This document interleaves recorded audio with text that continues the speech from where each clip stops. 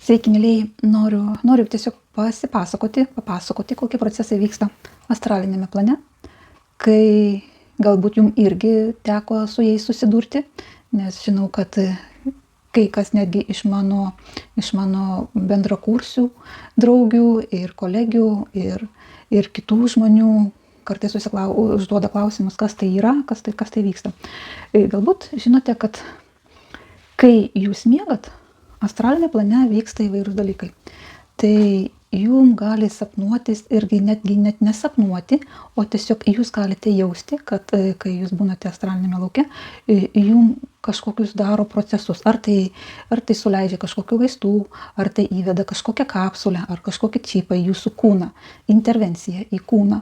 Tai gali būti, kad dauguma iš jūsų irgi tai patyrėte. Tai tiesiog tai yra procesas, dabar skiriamas trečio lauko procesas, kuomet būdavo įvedami čipai į jūsų astralinį lauką, į jūsų tą subtilų lauką, tam, kad dažniausiai tai būdavo pilkųjų darbas, tam, kad jūs sektų, kad jums stebėtų, tai buvo stebėjimo procese dalyvaujantis įvairūs technogeniniai reiškiniai. Tos procedūros būdavo įvairios atliekamas, implantacijos, tai grinai darbas su astraliniu lauku. Tai kadangi tas astralinis laukas yra arčiausiai kūno, tai dažniausiai po kažkiek tai laiko, tai po 10-20 metų, pavyzdžiui, tame žmoguje, būtent tame lauke, būtent toje vietoje atsirasdavo kažkoks tai nesklandumas. Ar tai kažkoks auglys, ar tai kažkoks tai sveikatos nukrypimas. Tai dažniausiai būdama susiję su tai. Dabar einant prie to, kad yra kitokios energijos, tos sielos, kurios yra išreiškusios intenciją pereiti šitą pereinamąjį laikotarpį, vystytis evoliuciškai, dvasiškai, tai būtent tos sielos, su jomis irgi vyksta darbas. Darbas vyksta toks, kad joms irgi yra įvedamas kai kurios intervencijos daromos astralinėme lauke. Tai viena iš mano kolegijų, jai buvo suleista į kojos raumenį atitinkamas toksai mėlynas skystis, vien tam, kad duotų sinchronizaciją.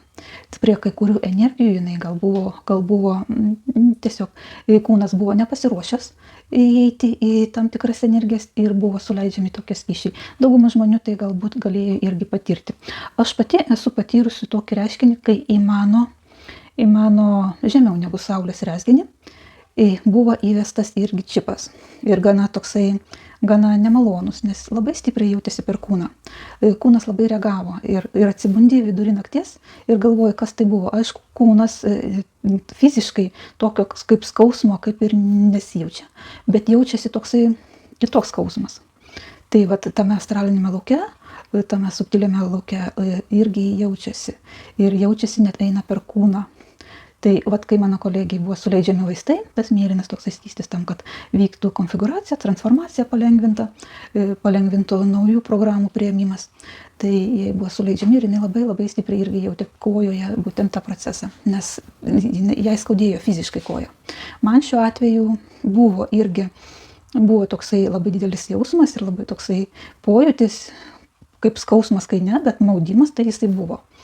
Tai irgi tai su tuo irgi yra susiję dauguma dalykų tam, kad vyktų perėjimas sklandžiai. Taigi tai buvo prieš perėjimą, kuomet aš irgi esu išreiškusi intenciją, kad pereiti su kūnu per visas šias energijas. Nes žinote, vibracijoms kylant, kūnas gali sunegaluoti, pasireikšti vairūs negalavimai, kūnas gali uždaryti. Pasižiūrėkite, visą laiką vis prisimenu Šatumavą.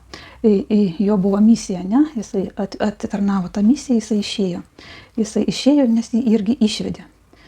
Tai lygiai tas pats ir išvedė tam, kad nes jisai išėjo iš to režimo, nes kūnas nepriėmė tų aukštesnių dažnių. Tai dažniausiai daugam tai pasireiškia tie, kas turėjo tas paskutinių metų gerasias dozes, bet dabar ne apie tai. Taigi reiškiniai, kurios vyksta astraliniame lauke, taigi daug kas pas ką gali būti. Tai dabar, kurie vyksta tie reiškiniai po jūsų intencijų, į jūsų kūną niekas negali kėsintis Išskyrus tuos atvejus, kai jeigu jūs išreiškite intenciją, tai ir daromas su ta intencija analogiški sprendimai ir analogiškos intervencijos pagal jūsų pageidavimą viskas vyksta. Taigi ir tos intervencijos jos tam, kad jum lengviau praeitų visus procesus, lengviau, kad priimtų programas naujas ir su tomis programomis greičiau sinchronizuotis. Tai vat tokie procesai galimi ir žinokite kad tai vyksta.